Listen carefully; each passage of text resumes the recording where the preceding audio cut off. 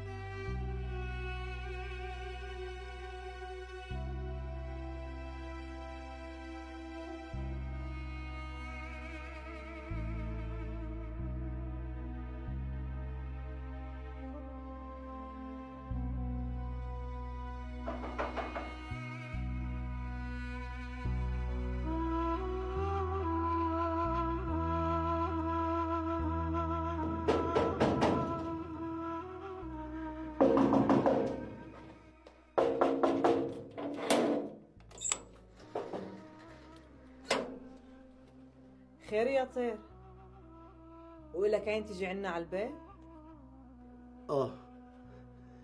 إلي عين بتشوفش غيرك. شو هالحكي الفاضي هاد؟ لا تكون رومانسي وأنا مش عارفة. ليش أنا مش إنسان؟ بحب وبكره وبثور. معقول؟ معقول يجي يوم وأشوف خليل ثائر؟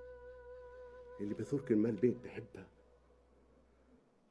مش رح يتأخر عن ثورة من أجل بلده وأرضه. بينك وبين اللي بتحكي عنه مسافات بعيدة. لا تظلميني بأحكامك أمل.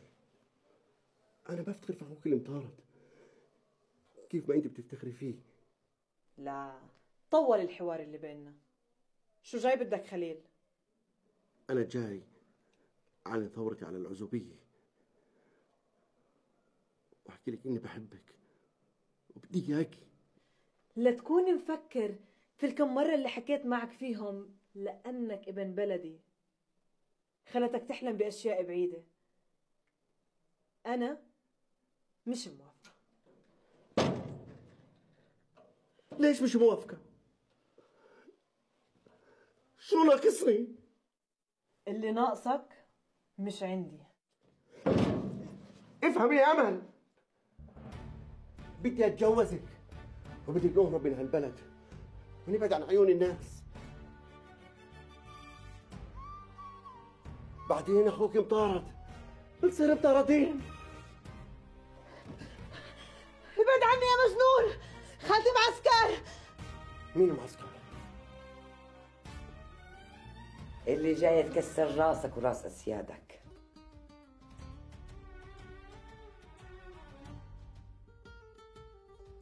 عمره حدا حكى لك إنك قليل شرف.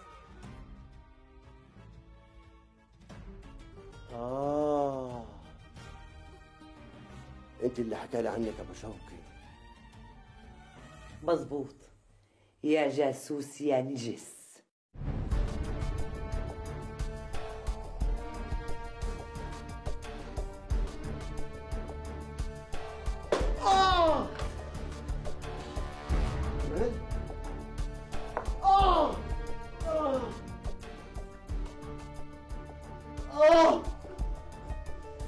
انا بفرجيكم يا اولاد الكل.